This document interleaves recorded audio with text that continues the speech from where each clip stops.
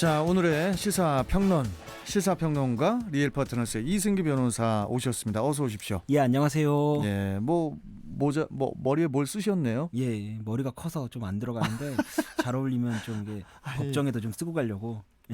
법정에 쓰고 가신다고? 아니, 한번 그렇게 해볼까? 법정에 뭐 쓰시던 그건 상관이 없는데 저희 프로그램이 시사 프로인데 꼭 이렇게 해야 됩니까 이게 지금? 예, 문제는 이 모자를 쓰고 제가 또 이게 심각한 뉴스를 또 전해드리게 돼서 이거 참. 약간 참잡합니다. 예, 저도 전 이거 상상을 하지 못하게 지금. 저도 오늘 방송국 와서 지금 바로 이걸 쓰라 그래서 깜짝 놀랐는데 아무튼 뭐 바로 이어가 보도록 하겠습니다. 예. 자, 먼저 이어가 주셔야죠. 오늘 첫 번째 이슈 뭡니까? 예, 오늘 이슈는 추, 윤, 장기전 조짐, 여야의 동상이몽입니다.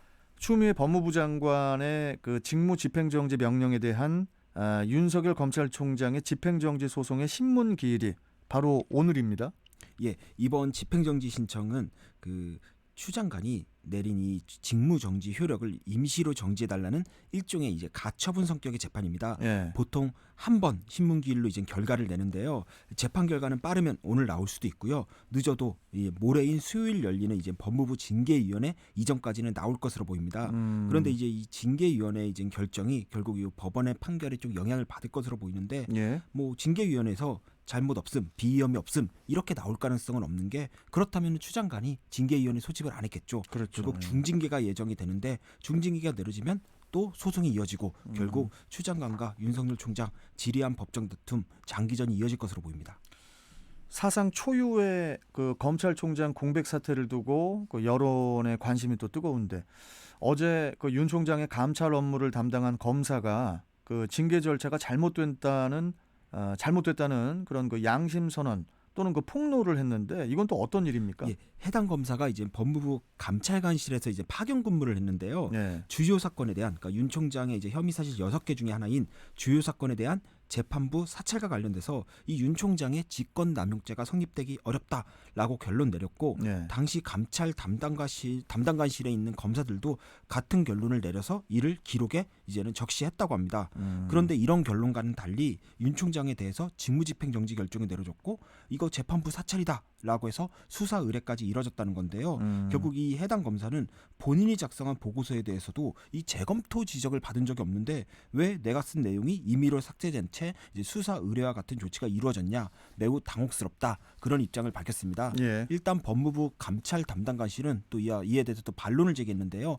보고서 일부가 삭제된 사실이 없다, 그대로 감찰 기록에 있다라고 하면서요. 다만 재판부 사찰 의혹에 대해서는 징계 사유로 볼 수 있다라는 점에서는 이견이 없었고, 다만 제가 성립되기 좀 어렵지 않냐라는 이제 다른 의견이 일부 있었다, 이런 입장만 밝힌 겁니다. 예. 결국 법무부 내 감찰 담당자들 사이에서도 윤 총장의 비리 혐의 그리고 직무배제를 두고 갈등이 그대로 외부로 노출된 것인데요. 이번 사태가 단순히 추 장관과 윤 총장의 갈등이 아닌 법무부와 검찰의 갈등, 그리고 법무부 내에서의 갈등까지 점차 우리 국민들에게 주는 피로감 매우 커지는 것 같습니다.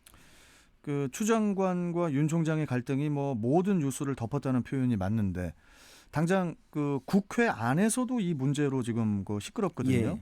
예. 대통령이 해결을 해야 된다, 뭐 이런 말부터 또 윤 총장이 사퇴를 해야 된다까지 정말 그 양국으로 그 갈라지는 그런 예. 상황 같습니다. 예, 현재 판세를 보면은 좀 여당 측이 약간 다급한 모습입니다. 여당 측이. 예, 오늘 재판을 마치고 나면 곧 결정이 나옵니다. 근데 지금 대체적인 법조계의 분석을 보면은 이 정도 지금까지 나온 사유만으로는 임기가 보장된 현직 검찰총장을 업무에서 배제시키는 건 좀 부당하지 않냐라는 의견이 좀 많고요. 예. 저 역시도 좀 그렇게 보고 있습니다. 그렇다 보니까 여당인 민주당 입장에서는 법원이 만약 윤 총장의 손을 들어주면 향후 징계 절차 같은 후속 조치에서도 밀릴 수 있다라는 조바심이 있고요. 또 명분 싸움에서도 지는 거고, 뭐 그렇다 보면은 문재인 대통령에게 이제 추미애 발 레임덕도 올 수 있는 거고, 또 내년 4월 서울시장, 부산시장 보궐선거에도 악영향을 미칠 수 있다, 이런 생각까지 하는 겁니다. 그러겠네요. 그러니 여기서 차라리 윤 총장이 사퇴하면 뭐 추후 징계 절차도 개시되지 않고 관련 소송도 없게 되는 거고, 또 윤 총장 스스로도 잘못을 인정하는 모양새가 되는 거니까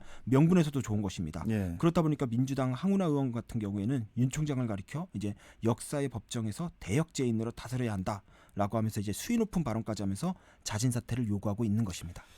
자, 그리고 이제 야당인 국민의힘은 그 대통령이 직접 정리를 해야 된다는 그런 입장인데 이거는 어떻게 보십니까? 예, 일단 국민의힘 입장에서는 그 법원 판결이 유리하게 나올 것이라는 걸 전제로 움직이는 것 같은데요. 네. 이번 이슈를 두고 이제 추 장관과 윤 총장 그리고 여당과 야당 차원을 넘어 이제 대통령까지 이제 끌어들이려는 그런 의도로 보입니다. 일단 추 장관과 윤 총장 모두 최종 임명권자는 이제 문 대통령입니다. 그리고 모두 행정부 안에 있는데 왜 대통령이 이번 사태에 대해 침묵하고 있냐? 대통령이 명백히 의사를 밝히고 인사권을 행사해 이런 논란을 해소해야 되는 거 아니냐라는 의견인데요.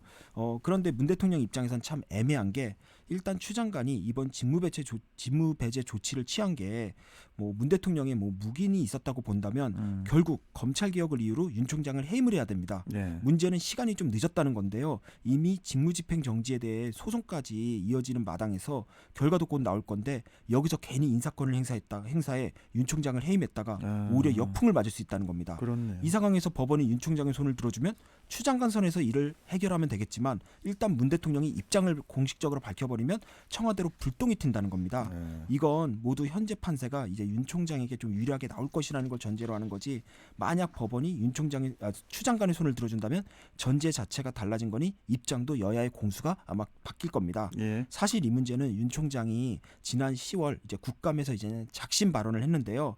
그러면 이 발언을 하면서 추 장관과 아주 극단의 이제 대립을 했는데 그때 차라리 대통령이 인사권으로 해결했으면 하는 그런 좀 아쉬움이 남습니다. 아유, 참 상당히 그 시간이 긴 장기 한판을 예. 보는 것 같아요 지금. 맞습니다. 예, 올 언제쯤- 초부터니까요. 언제쯤 그 장기 한판이 끝날지 아유 아주 국민들 피곤합니다. 자, 다음 이슈 전해주시죠. 예, 다음 이슈는 중국 김치 굴기 김치가 기가 막혀입니다. 예. 중국 관영 매체의 자매지죠. 그 환구시보가 중국의 김치 제조 방식이 지난 24일 국제 표준화기구 ISO의 승인을 받아서 그 국제 표준이 됐다고 이제 보도를 했는데, 자, 김치가 우리 건데 이건 뭐 무슨 말입니까? 예, 먼저 한국시보는 이제 중국의 이제 민족주의 성향을 가지고 있습니다. 근데 네. 이번 보도를 보면은 중국 김치가 국제 김치 시장의 기준이 됐다. 김치 종주국 한국은 굴욕을 당했다라고 했는데 한마디로 한국의 참여 없이 중국 주도로 김치 국제 표준이 제정됐다는 겁니다. 네, 정신이 나갔네요. 예, 우선 중국이. ISO를 한번 보면요. 예. 국제사회에서 이제는 제품이나 서비스 교류를 원활하게 하기 위해 이제는 설립된 국제기구인데 예. 165개국이 가입돼 있습니다. 그런데 ISO 상임이사국인 이 중국이 2019년부터 자국의 김치를 국제 표준으로 제정하는 그런 작업을 추진해서 지난 24일 국제 표준 승인을 받게 된 겁니다. 예. 중국이 왜 거기서 나와 뭐 있잖아요. 뭐 왜 거기서 나옵니까? 이해가 안 됩니다. 예, 사실 좀 우리 황당한데요. 사실 이번에 중국이 국제 표준 승인을 받은 건 엄밀히 말하면 우리의 김치가 아니라 중국 김치, 정확히는 파오차이입니다. 파오차이. 예, 중국에서는 한국식 김치와 중국식 김치를 합쳐서 이제는 파오차이라고 부르는데요. 국제사회에서는 이를 명확히 구분하고 있습니다. 우리 김치는 이제 고춧가루, 마늘, 생강, 파, 젓갈 이런 이제 양념을 버무려서 만든 건데 중국의 파오차이는 이제 소금으로만 절여서 만든 겁니다. 완전히 다른 식품인 겁니다. 그리고 우리 김치는 이미 국제기구가 우리나라가 종주국임을 이미 인정을 했습니다. 지난 2001년에 이제 유엔 산하의 국제식품규격위원회 코덱스에서 김치를 국제식품 규격으로 인정을 했는데 예, 예. 당시 우리의 김치가 공식 영문명으로 이제 고유 명사화되면서 예, 예. 일본의 기무치를 비롯한 종주국 논란도 마침표를 찍은 것입니다.